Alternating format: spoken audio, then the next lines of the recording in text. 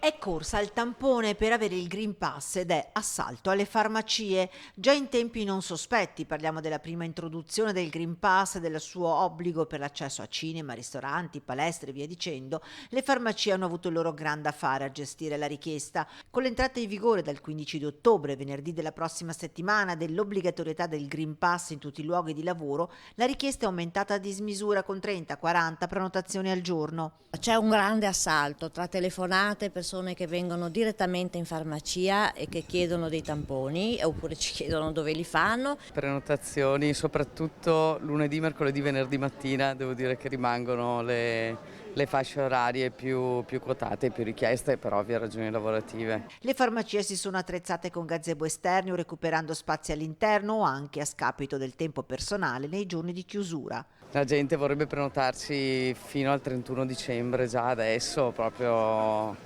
perché per il momento sono pochi quelli che con questa manovra hanno deciso di passare all'opzione gratuita vaccino.